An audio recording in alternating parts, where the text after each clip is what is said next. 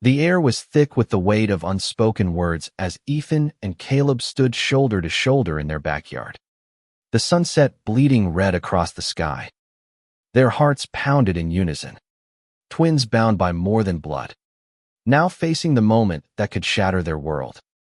They had made a pact. Tonight, they would tell their parents who they really were. Ethan glanced at Caleb, his mirror image, but saw the flicker of fear in his brother's eyes.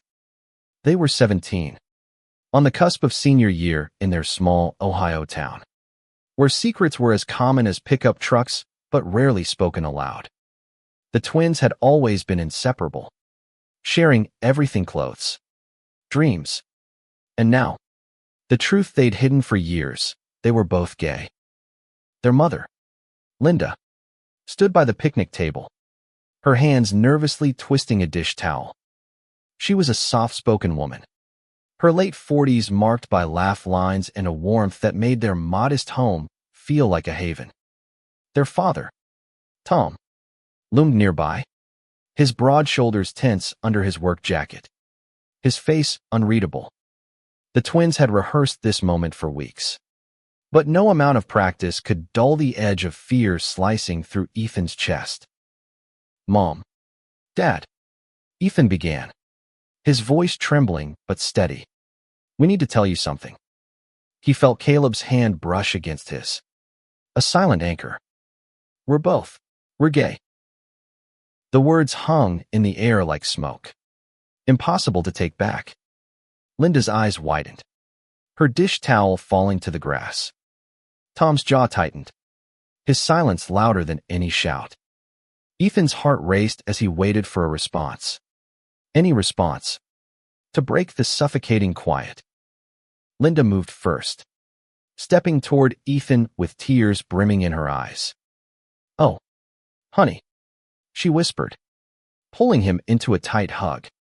Her embrace was warm, familiar, the kind that had soothed scraped knees and broken toys. Ethan melted into it, relief flooding his body. But as he looked over her shoulder, he saw Caleb standing alone, untouched. Tom's voice cut through the moment like a blade. "Caleb," he said, his tone low and dangerous. "Get out." Ethan froze. Caleb's face paled, his eyes darting between their father and the open back door. "Dad." What Caleb started. But Tom stepped closer, his fists clenched. "You heard me," Tom growled. "I won't have that in my house." Linda gasped, releasing Ethan. "Tom. No. There are boys." But Tom's gaze was fixed on Caleb, unyielding. "Ethan's still my son. You're not." The words were a punch, sharp and final. Caleb staggered back as if struck, his breath hitching. Ethan reached for his brother, but Caleb shook his head, eyes glistening with unshed tears. "Caleb." "Wait," Ethan pleaded.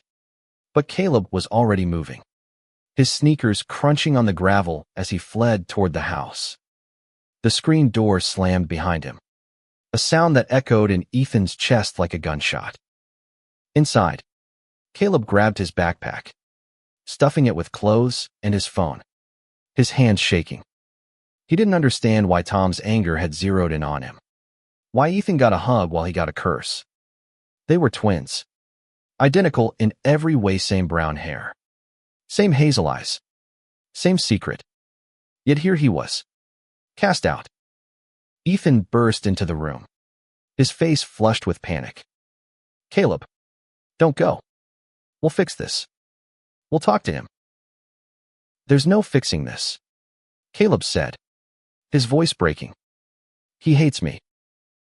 "He doesn't hate you," Ethan insisted, grabbing Caleb's arm. "He's just shocked.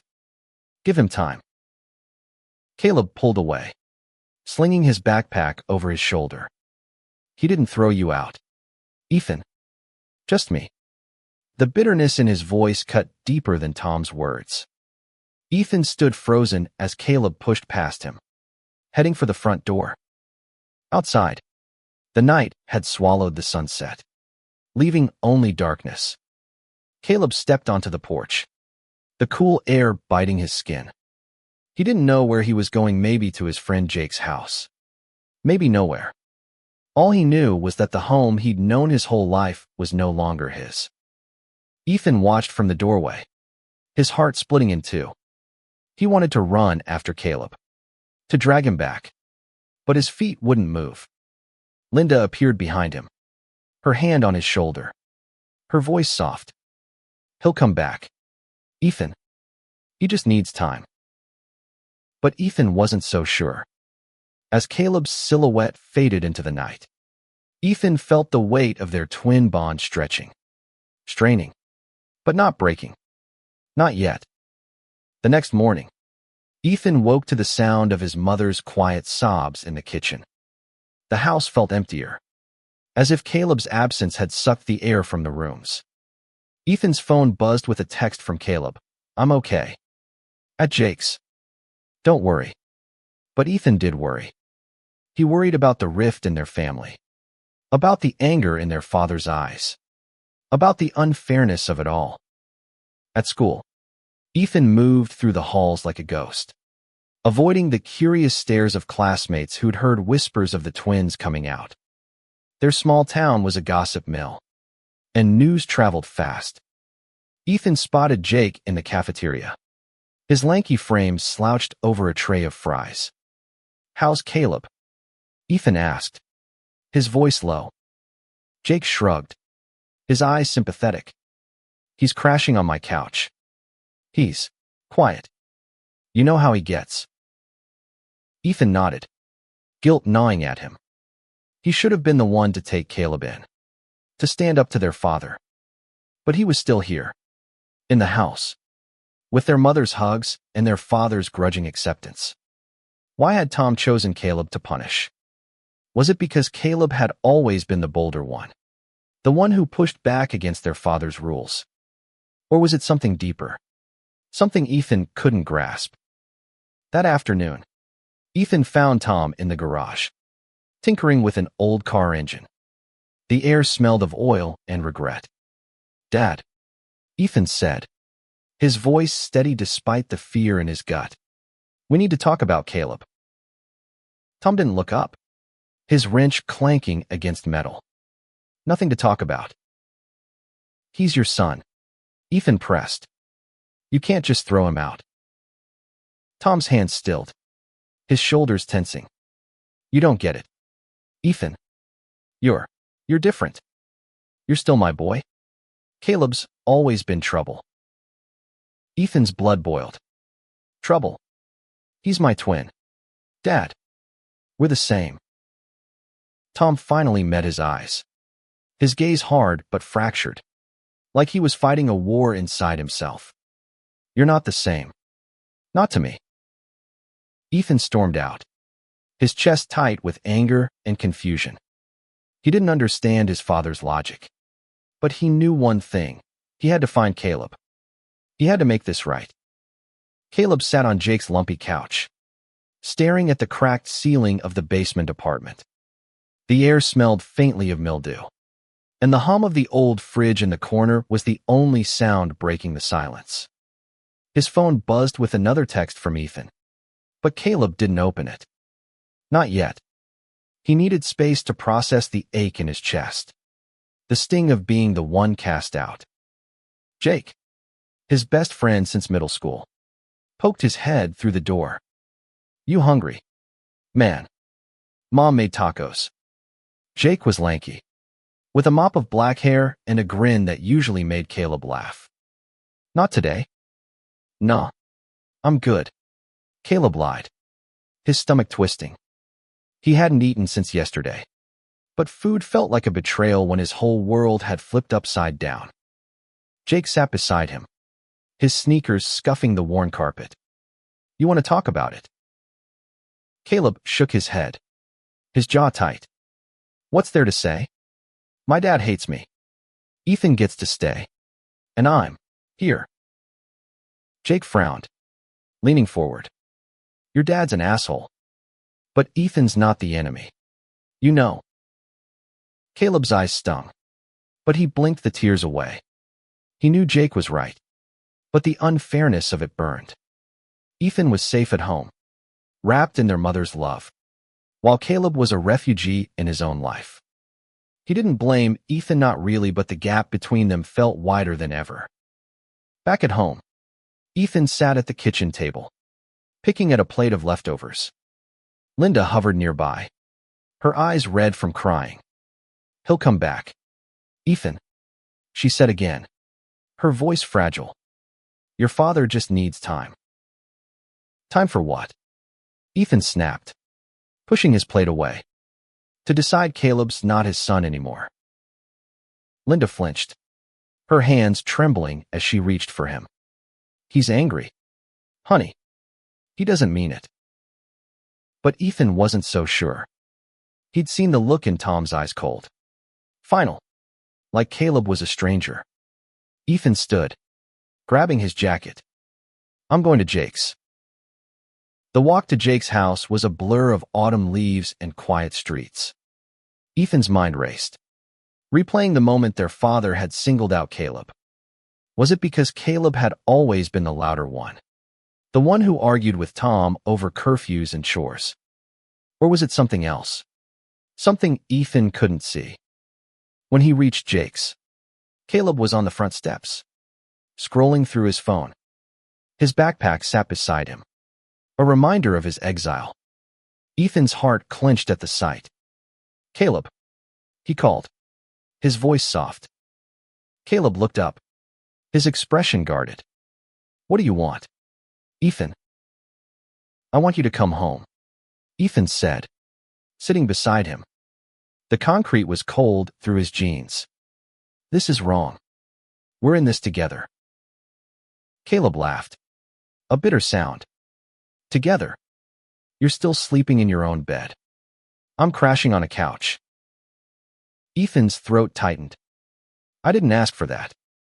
I don't know why Dad's acting like this." Caleb's eyes softened, but only for a moment. "Yeah, well, he made his choice. And it wasn't me." They sat in silence, the weight of their father's rejection hanging between them. Ethan wanted to fix it, to bridge the gap, but he didn't know how. "What if I talk to him again?" he offered. "I'll make him see." "See what?" Caleb cut in. "That I'm not a disgrace." "Good luck with that."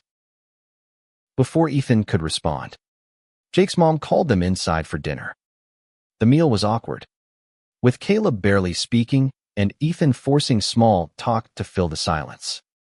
Jake's mom, a kind woman with tired eyes, didn't ask questions, but her glances at Caleb were full of pity. Ethan hated it. Caleb wasn't someone to pity, he was strong, funny, the one who always had Ethan's back. But now, he looked smaller, like the fight had been drained out of him. After dinner, Ethan walked home alone, the night air sharp against his skin. His phone buzzed with a text from Caleb. "Thanks for coming by. I'm okay. Just give me space." Ethan stared at the message, his chest aching. He didn't want to give Caleb space. He wanted his brother back, their family whole again. The next day at school, Ethan overheard whispers in the hallway. Heard Caleb got kicked out. One kid said, smirking, "Guess the twins aren't so perfect anymore." Ethan's fists clenched, but he kept walking. He didn't have the energy to fight. Not when Caleb was out there, hurting, and Ethan was stuck in the middle. In English class, their teacher assigned a project on personal identity. Ethan stared at the prompt, the words blurring on the page. Who was he without Caleb? They'd always been a unit. The Miller twins, two halves of a whole. Now, with Caleb gone, Ethan felt like half of himself was missing. He texted Caleb during lunch, "Can we meet after school? Please." Caleb didn't reply, but Ethan wasn't giving up. He needed to see his brother, to remind him they were still in this together, no matter what their father said.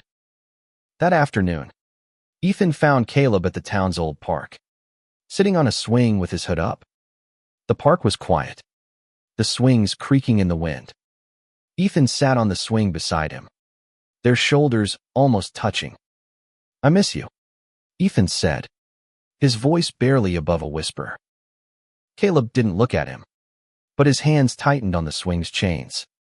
"I miss you too, but I can't go back. Not yet." Ethan nodded, swallowing the lump in his throat. "Then I'll come to you, wherever you are."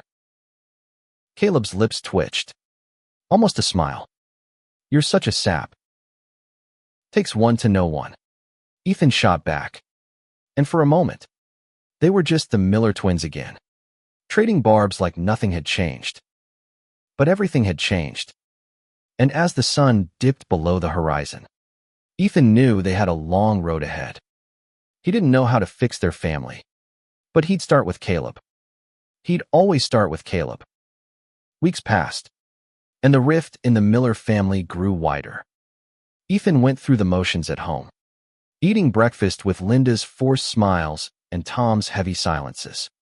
Caleb stayed at Jake's, refusing to come back until Tom apologized, an apology Ethan doubted would ever come.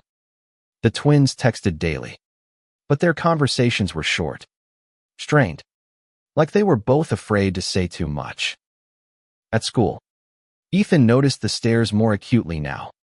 Some kids were kind, offering shy smiles or quick nods, but others whispered behind their hands, their words sharp enough to cut. Caleb, when he showed up to class, kept his head down, his usual confidence replaced by a quiet defiance. Ethan hated seeing his brother like this, but he didn't know how to help. One afternoon, Ethan found a note slipped into his locker. "Meet me at the library after school. We need to talk." See? His heart lifted at the thought of seeing Caleb, but a knot of worry twisted in his gut. What did Caleb want to talk about? The library was quiet, the smell of old books and polished wood calming Ethan's nerves. Caleb was in the back, hunched over a table with a stack of books on LGBTQ+ history. His eyes were tired, but there was a spark in them Ethan hadn't seen in weeks. "What's this?" Ethan asked, sliding into the chair across from him. Caleb pushed a book toward him, its cover worn but bold. "Stonewall, the riots that sparked a revolution." "I've been reading," Caleb said, his voice low but steady. "About people like us. People who fought back." Ethan flipped through the pages, his eyes catching on black and white photos of protests and pride marches. "You're researching?" Caleb nodded, leaning forward. "I'm done feeling like I'm wrong. Ethan, Dad can kick me out, but he doesn't get to define me. I want to understand who I am, who we are." Ethan's chest swelled with pride, but also with guilt. Caleb was fighting to reclaim himself, while Ethan was still tiptoeing around their father's anger. "I'm proud of you," Ethan said, his voice thick. "But what about Dad? What if he never comes around?" Caleb's jaw tightened, but his eyes were fierce. "Then we make our own family. You and me. Like always." The words hit Ethan like a lifeline. He reached across the table, squeezing Caleb's hand. Like always. That night, Ethan lay in bed, staring at the ceiling. Caleb's strength was inspiring, but it also made Ethan feel small. Why couldn't he stand up to their father the way Caleb did? Why was he still living in a house where Caleb wasn't welcome? The next morning, Ethan found Linda in the living room, flipping through old photo albums. Pictures of the twins as kids grinning at birthday parties, riding bikes, dressed as superheroes for Halloween spilled across the coffee table. "He was always so brave," Linda said, her voice soft as she touched a photo of Caleb. "Even when he was little, he'd stand up to anyone." Ethan sat beside her, his heart heavy. "Then why won't Dad see that?" Linda sighed, closing the album.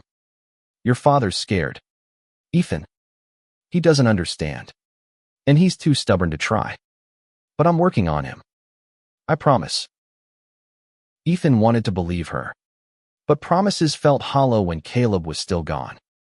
He spent the day texting Caleb, sending him memes to make him laugh. But the replies were slow. Distracted. Caleb was pulling away, and Ethan didn't know how to stop it. At school, Ethan noticed a new face in the hallway, a senior named Mia, with short hair and a rainbow pin on her backpack. She was openly queer, a rarity in their town, and her confidence drew Ethan like a moth to a flame. During lunch, he approached her table, his nerves jangling. "Hey," he said, his voice hesitant. "I'm Ethan. I saw your pin." Mia smiled, her eyes warm. "Nice to meet you, Ethan. Wanna sit?" They talked for the rest of lunch, Mia sharing stories of her own coming out, the struggles and triumphs. She mentioned a local LGBTQ+ youth group that met at the community center.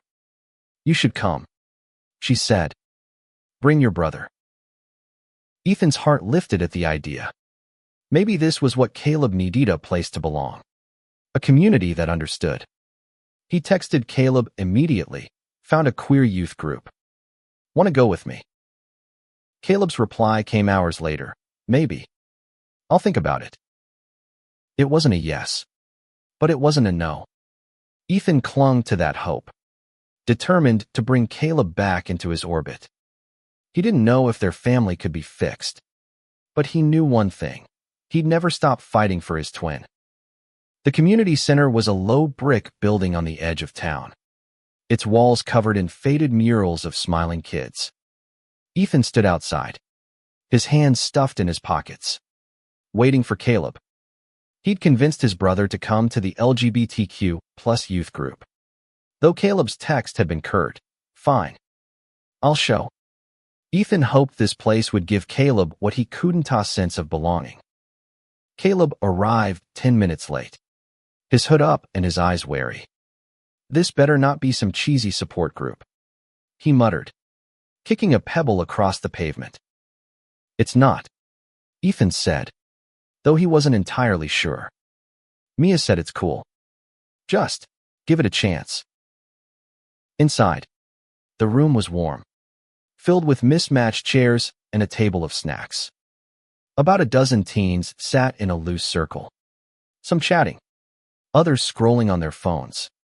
Mia waved them over, her rainbow pin glinting under the fluorescent lights. "Ethan. Caleb. Glad you made it." Caleb grunted, but he followed Ethan to the circle. The group's leader, a college-aged guy named Alex with a buzz cut and a kind smile, kicked things off. "We're here to share, listen, or just be," he said. "No pressure." Ethan glanced at Caleb, who was staring at the floor, his arms crossed. But as the group started sharing stories of coming out, of rejection, of finding themselves, Caleb's posture softened. A girl named Sarah talked about her parents disowning her, and Ethan saw Caleb's eyes flicker with recognition. When it was Caleb's turn, he hesitated, then spoke, his voice low but steady. "My dad kicked me out. My twin got to stay. I don't know why it's different for us." The room was quiet, the weight of his words settling over everyone. Ethan's throat tightened, guilt washing over him anew. Alex nodded, his expression gentle. "That's heavy. Caleb, you're not alone here." After the meeting, Mia pulled the twins aside. "You guys should come back," she said. "It gets easier when you know you've got people in your corner." Caleb shrugged, but Ethan could see the spark in his brother's eyes. For the first time in weeks, Caleb looked like he might be okay. They walked back to Jake's in silence. But it was a comfortable silence, the kind they hadn't shared since before that night in the backyard. At home, Ethan confronted Tom again, this time in the living room. Linda was at work, leaving them alone. "Dad, you need to let Caleb come back," Ethan said, his voice firm. Tom's eyes narrowed, his hands resting on his knees. I told you. Ethan. He's not welcome here. Why? Ethan demanded, his voice rising. What makes me different? We're the same. Dad. We're twins. Tom looked away, his jaw working. You're my son, he said finally. Caleb, he's always been different. Defiant. I can't handle that. Ethan's hands shook with anger. You're wrong. He's your son too. And he's stronger than you'll ever know. Tom didn't respond. His silence a wall Ethan couldn't break. Frustrated, Ethan stormed out, heading to Jake's again. He found Caleb in the basement, reading one of the books from the library.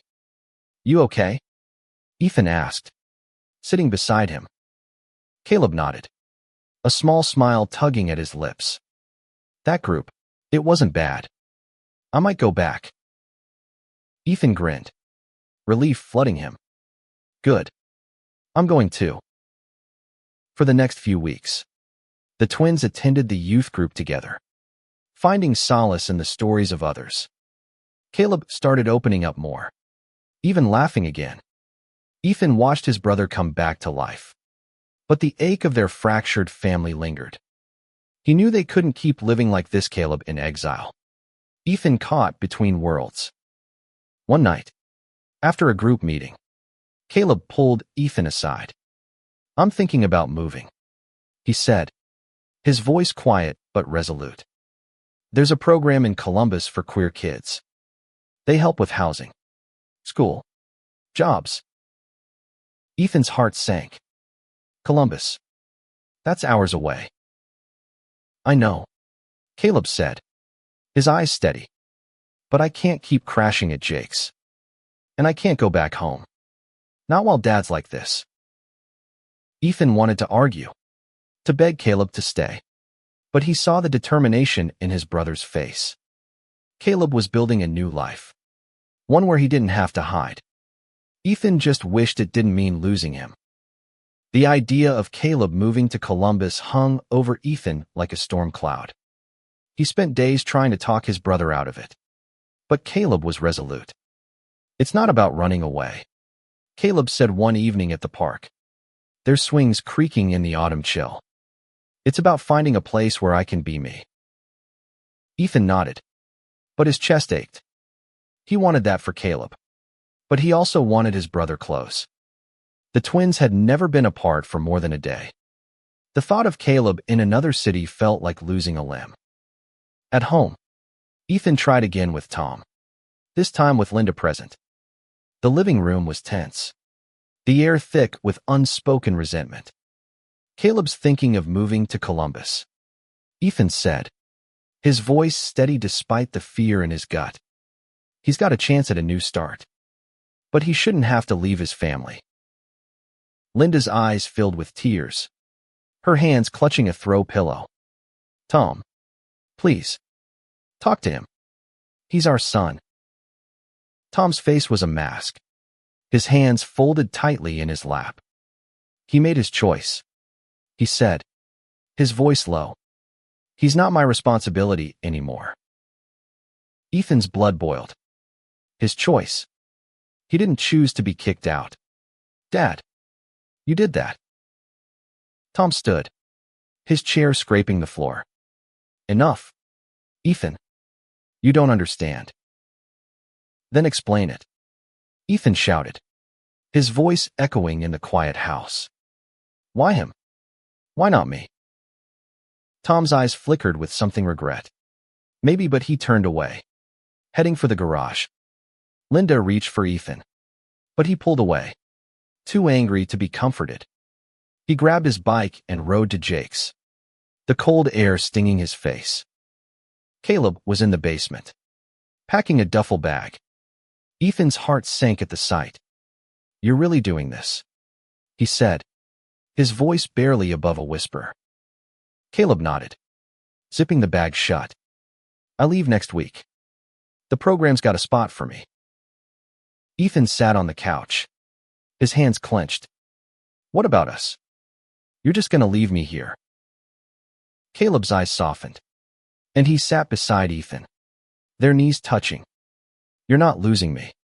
Ethan, we're twins. Nothing changes that.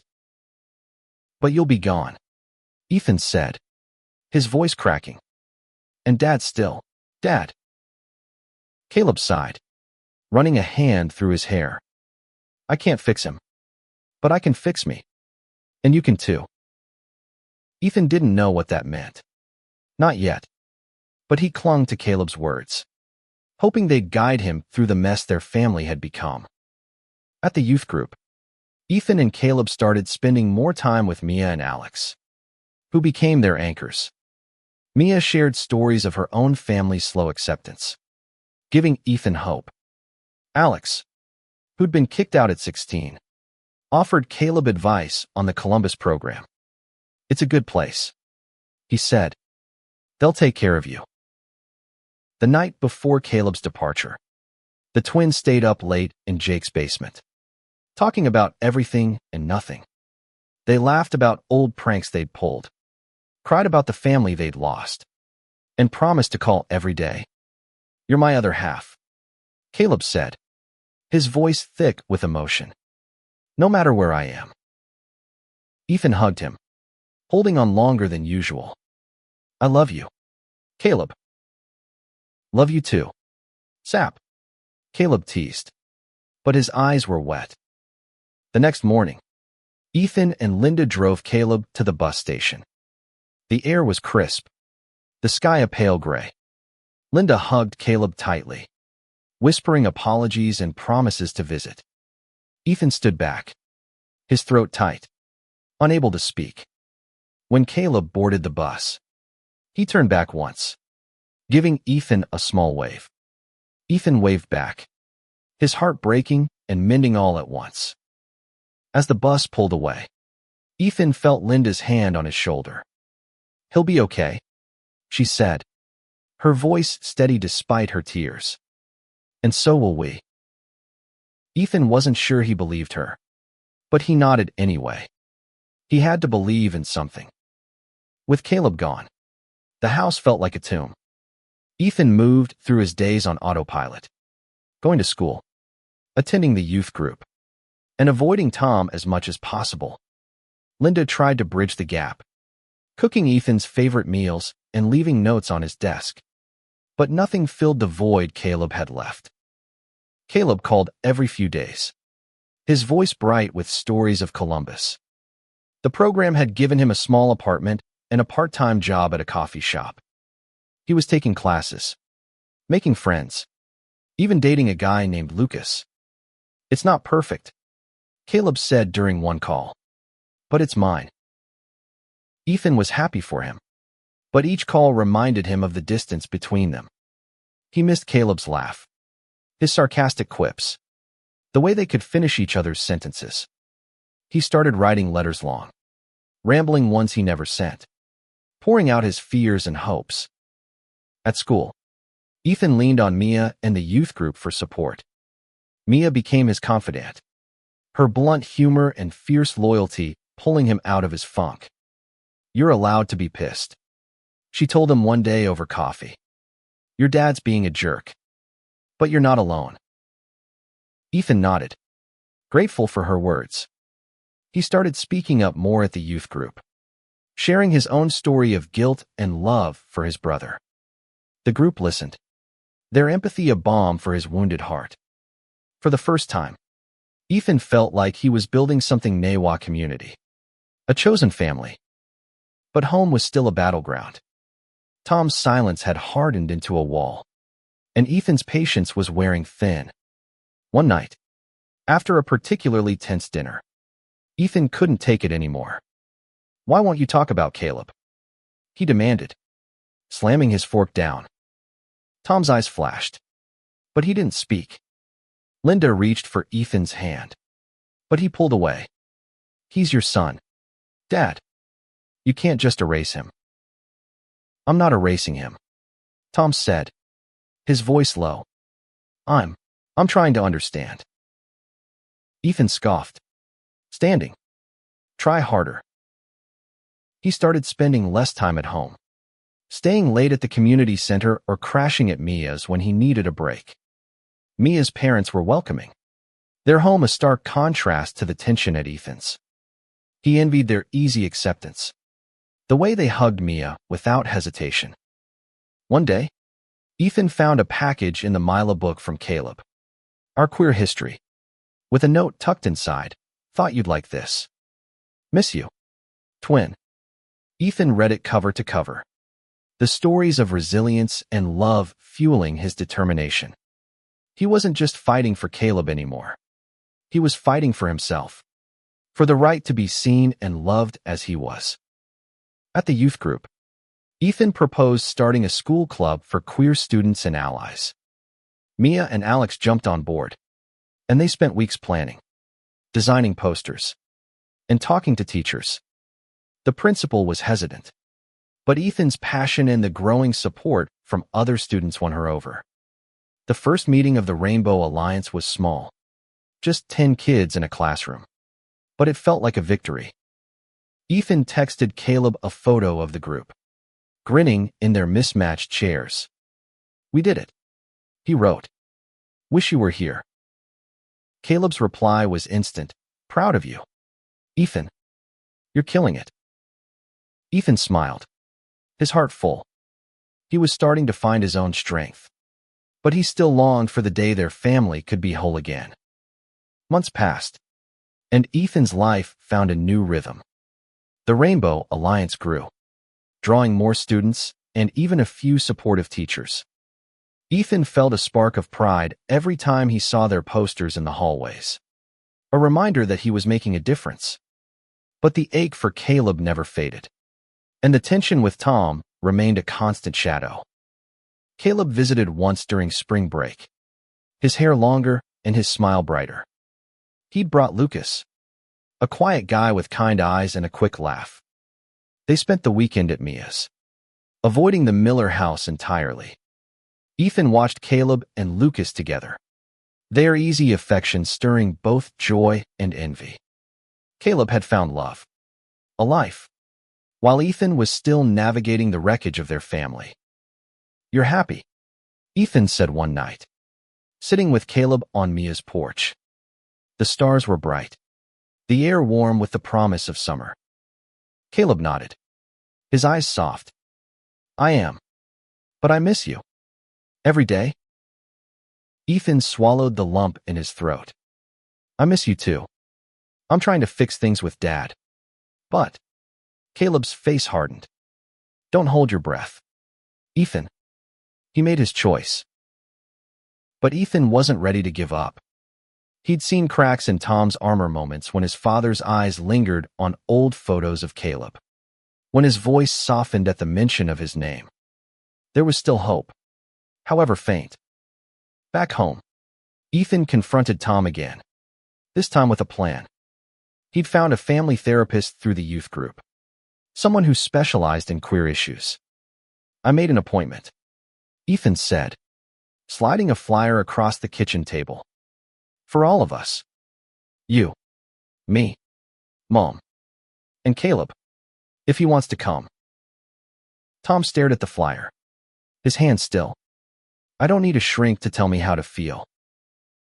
It's not about that, Ethan said, his voice steady. It's about being a family again. Linda, who'd been listening quietly, spoke up. Tom, please, for the boys. Tom's jaw tightened, but he didn't say no. Ethan took it as a small victory. The therapy session was awkward. The therapist's office a sterile space with too many plants.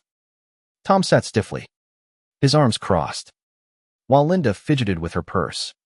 Ethan spoke first, pouring out his anger, his love for Caleb, his fear of losing his family. Linda cried, admitting her own guilt for not doing more. Tom stayed silent, but his eyes betrayed a flicker of pain. When the session ended, Tom didn't speak, but he shook the therapist's hand. It wasn't much, but it was a start. Ethan texted Caleb about it, hoping for a response, but none came. Caleb was building his own life, and Ethan had to respect that, even if it hurt. At school, the Rainbow Alliance hosted its first event, a movie night featuring Love, Simon. The turnout was bigger than Ethan expected, with kids from all grades filling the auditorium. Mia gave a speech about acceptance, her voice steady and fierce, and Ethan felt a swell of pride. This was their legacy, a space where no one had to hide. But late at night, alone in his room, Ethan still felt the weight of Caleb's absence. He wrote another letter. This one shorter. I'm fighting for us. Caleb, I hope you'll come back someday. He tucked it into his desk, next to the others, a quiet promise to himself and his twin. Summer arrived, painting the town in shades of green and gold. Ethan graduated high school, his diploma a bittersweet milestone without Caleb by his side. Caleb sent a video message, his grin wide as he held up a sign, "Congrats, twin." Ethan watched it on repeat, his heart full and aching. The therapy sessions continued, slow but steady. Tom started talking more, sharing memories of Caleb as a kid, his stubborn streak, his fearless heart. Ethan saw the man his father used to be, the one who taught them to ride bikes and cheered at their soccer games. It wasn't forgiveness. Not yet. But it was progress. One evening, Linda called Ethan into the living room. Tom was there, holding a letter, his hands trembling. "I wrote to Caleb," he said, his voice rough. I asked him to come home." Ethan's breath caught. "What did he say?" Tom shook his head, his eyes wet. "He hasn't answered. But I had to try." Ethan hugged his father for the first time in months, feeling the weight of years between them. "He'll come around," Ethan said, echoing Linda's words from so long ago. "He just needs time." A week later, Caleb called. He was coming back for a visit, just for a weekend. Ethan's heart soared as he cleaned the house, setting up the guest room with Caleb's old posters and books. When Caleb arrived, Lucas in tow, the backyard felt alive again, like it had that night they'd come out. Tom stood awkwardly by the picnic table, his hands in his pockets. Caleb approached him, his expression guarded but open. "I got your letter," Caleb said. "I'm here." Tom's voice cracked as he spoke. "I'm sorry, Caleb. I was wrong." Caleb nodded, his eyes glistening. "I know." They didn't hug. Not yet. But they talked halting. Honest words that began to mend what had been broken.